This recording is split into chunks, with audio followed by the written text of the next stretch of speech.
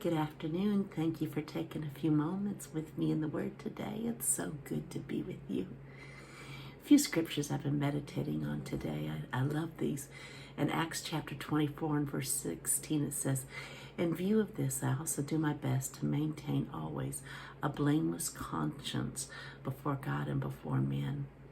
Guilty conscience is a tormenting thing to live with, but a clear and clean conscience is peace and rest there. And Paul says that this is a place that we can live in a conscience that is blameless before God and before men. And so if it's there to walk in, then I dare say we all desire that. Acts 23 and verse 1 says, Paul, looking intently at the council, said, "Brethren, I've lived my life with a perfectly good conscience before God up to this day." So again, he is declaring that up to this point in his life, he's been walking with a perfectly good conscience. And 1 Corinthians 1:12, it says, "For our proud confidence is this, the testimony of our conscience, that in holiness and godly sincerity, not in fleshly wisdom, but in the grace of God, we've conducted ourselves in the world, and especially towards you." So he says then that by the grace of God, the way they've carried themselves is with godly sincerity, with holiness. They've conducted themselves in the world as such and towards those around them. In 1 Timothy 1:5, it says, "But the goal of our instruction is love from a pure heart and a good conscience and a sincere faith." Now, I want you to hear this in the Passion. It says, "For we reach the goal of fulfilling all the commandments when we love others deeply with a pure heart, a clean conscience, and a sincere faith." I love that. We reach the goal of fulfilling all the commandments when we love others deeply with a pure heart. I believe that loving others deeply with a pure heart is the secret to walking with a clean conscience and a sincere faith.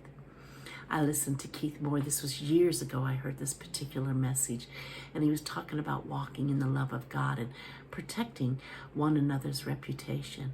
And he got as detailed as saying, like, when someone will bring up a person's name, and you could roll your eyes or make a sound like that, or say, "Well, we just love them in Jesus' name." And he said, all of these, though the person would claim, "I've never said anything negative about them," all of these yet are throwing some negative shadow on that other individual. 1 Corinthians 13:5 says that love does not behave itself unseemly, seeks not her own, is not easily provoked, and thinks no evil.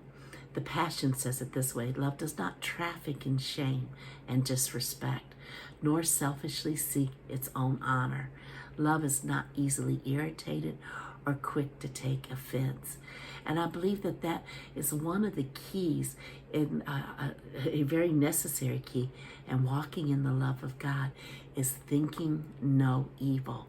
That we keep our thoughts clear of evil where others are concerned. We don't know the motive in a man or a woman's heart. The only one who knows their motive is themselves and God. And we can't judge the motive of someone else.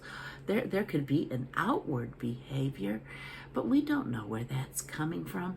So we can't judge that because we don't know the motive of the individual's heart. And so our responsibility, what love does, is love never thinks any evil. And if love never thinks evil of an individual, then love will not have the eye rolls or the clearing of the throats or other little charismatic phrases that we use that would put shame on another individual.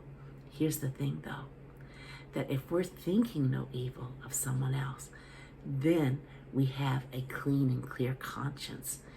And how wonderful it is that you can stand in front of any man or any woman and know that you have never thought, let alone said anything negative about them to anyone else around you. Your conscience is clear. Your conscience is clean. And you can stand before that individual and before God with a clean and clear conscience. It's freeing. That's where the peace of God is. And so it's this right here that the enemy would want to infiltrate, but you don't let him infiltrate that. You keep your conscience clear and keep it washed in the love of God. And I love you, and I thank you for spending this time with me today, and I look forward to being with you again on Friday.